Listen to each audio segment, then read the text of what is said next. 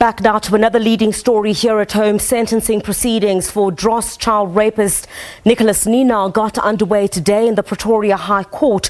Ninow broke down in tears as he testified in mitigation of his sentence. Now, in September, he was found guilty of raping a 7-year-old girl in a restaurant bathroom in 2018. A social worker recommended that Ninow be given a life sentence, but naturally, he and his family felt differently. Let's listen to these clips now from Ninow and his grandmother, who also took the stand. I remember sitting down using first. I remember specifically sitting in the female toilet. I remember that moment of entering the female toilet, and I remember closing the cubicle door, and I remember using my drugs, and I even had my beer glass with me in the toilet. It's difficult to describe for me what happened at that moment. It's one of the hardest things that I've ever had to say, especially with the press and the media around. It's very sensitive to me, and it's something that breaks me every day. It's something that I have to live with every day. It's something I can't take back.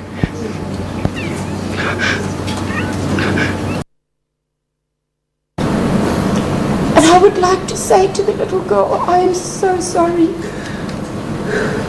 And I know that my son is so sorry.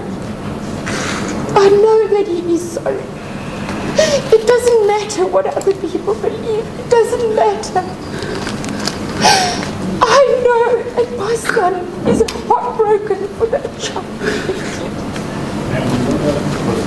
No, I'm fine. I know that he is.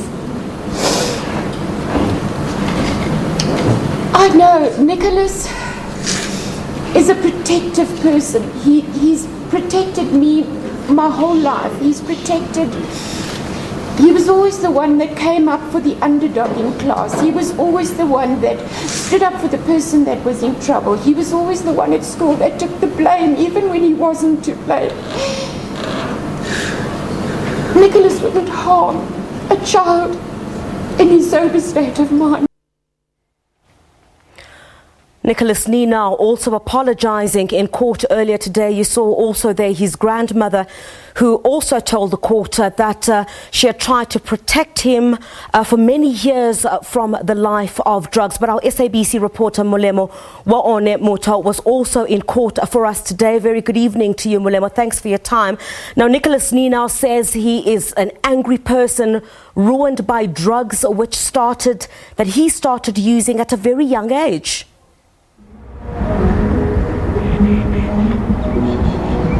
Good evening, Griselda. Indeed, what a long and emotionally draining day.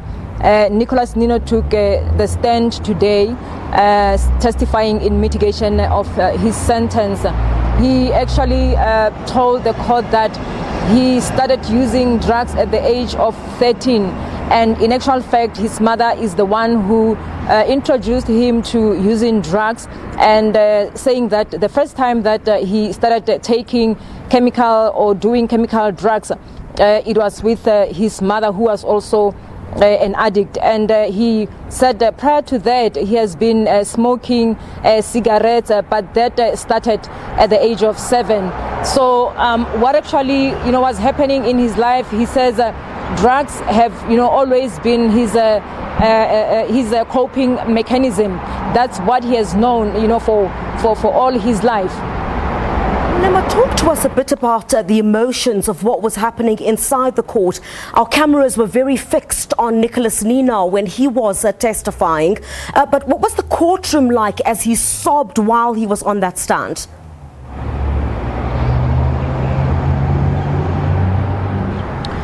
Indeed, Griselda, we saw him breaking down as he was reciting a poem which he penned for the family of the victim, apologizing to them for what he has done to their child, saying that he did everything impulsively without thinking of the consequences, but also indicating the fact that he was aware of what he was doing at the time. But the state of his mind was that of a person who didn't care, because he was full of hatred at the time. He was, full of anger. But then he said he regretted it later, and then he sought to write or to contact the family of the young girl to apologize. And today we saw him reciting that poem in court, saying that even if they cannot or would not be able to forgive him, it's what he actually, it's what he's, pouring out of his heart to say that he acknowledges his wrongdoings. All right, just before we run out of time there, Molemo, Nicholas Ninow's grandmother also took the stand. We showed visuals of her just a few moments ago, and she basically paints a different picture of him, saying she fought for a drug-free future for him. She says that the Nicholas that she knows is remorseful over what happened. Did most people believe that he was genuine in his apology at court today?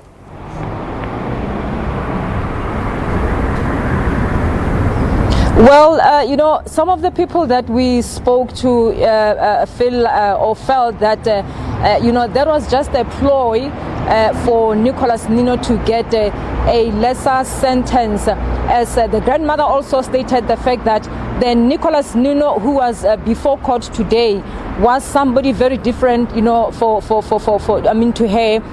The Nicholas Ninow that she knows is good and has always been protective, even protective of her. But that,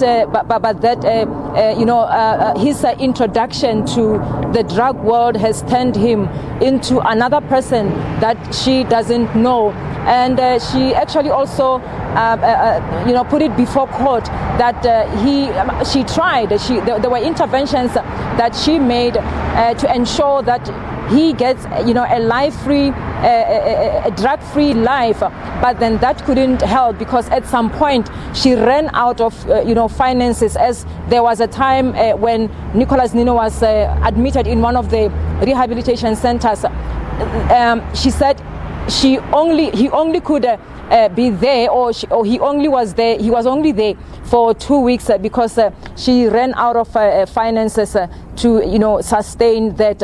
But then she also put it before court that there was a rehabilitation center that Ninow was admitted to, which also didn't help, because it was full of drugs.